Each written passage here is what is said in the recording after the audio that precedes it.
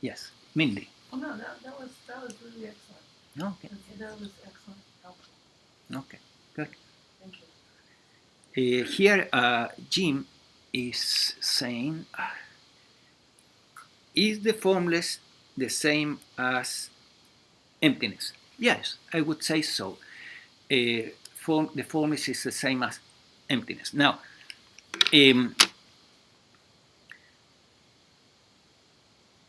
emptiness is a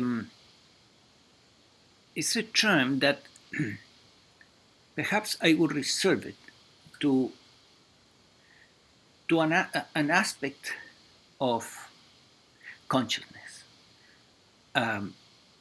See, consciousness is, as Roy was explaining, is dynamic, is flowing. Yeah, is this perceiving as a verb. Notice that it's a verb. Perceiving is a verb. This perceiving of all the inputs that are coming, are being noticed or perceived by consciousness. This perceiving, I would say that in that regard, consciousness is a verb more than a noun. Now, there seems to be a state where consciousness withdraw itself, or awareness withdraw itself, in deep meditation into itself, like the exercise we were doing a moment ago during the meditation, and as it withdraws into itself, it comes to a point where we could say that awareness has disappeared. But it's not that it has really disappeared. It has become totally interiorized. Yeah. So we could say with more precision that attention has disappeared, in the sense that nothing is being given attention whatsoever. And then, as a result of that enormous interiorization of consciousness, then there is this realization that is called the nothingness, because in that there is nothing, nothingness, the void, the emptiness. Another name that perhaps is even more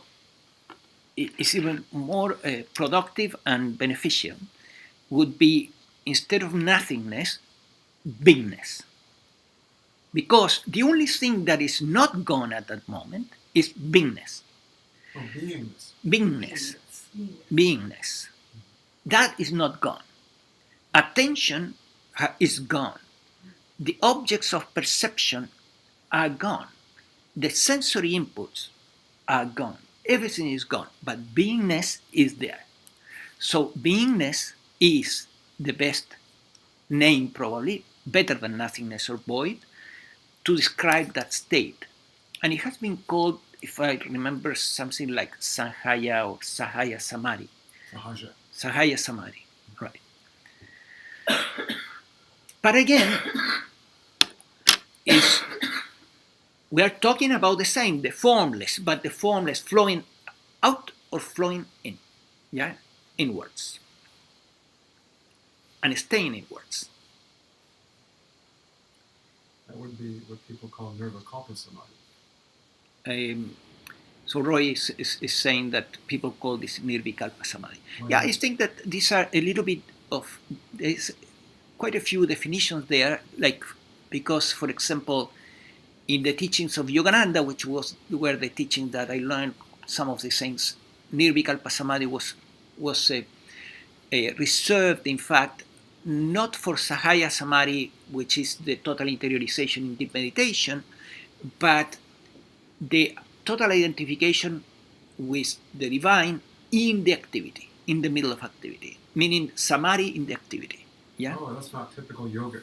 Yeah, it's atypical, yes. The usual yogic literature says nirvikalpa samadhi is when you're withdrawing from all objects into pure formless consciousness, and right. Sahaja is open-eyes samadhi, where you're in samadhi and functioning in the world. Right.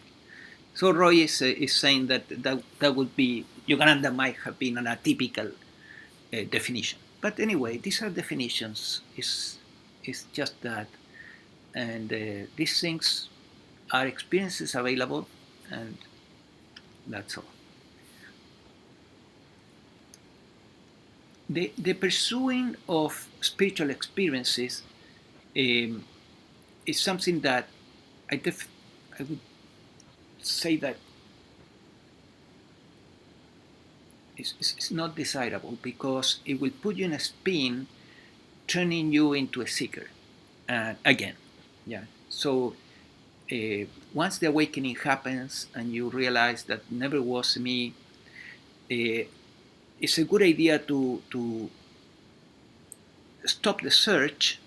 And it's still paradoxical, because the mind-body organism is far from perfect, so still there will be there some level of search, but it will be devoid of what could be rightly called spiritual anxiety.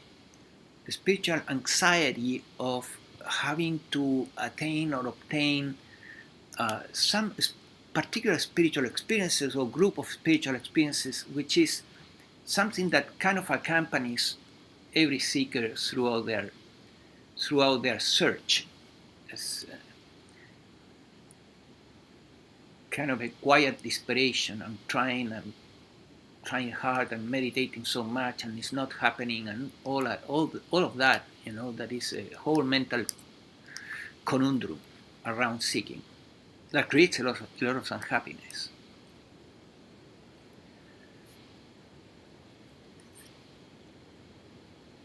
So a spiritual experience like that, you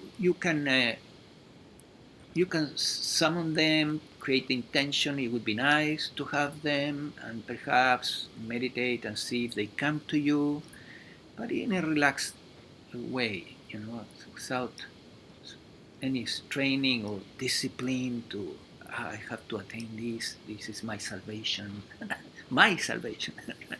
I have to be saved, Then it becomes seeking. Then you become a seeker, and with great identification with that position. So any other question online or in person?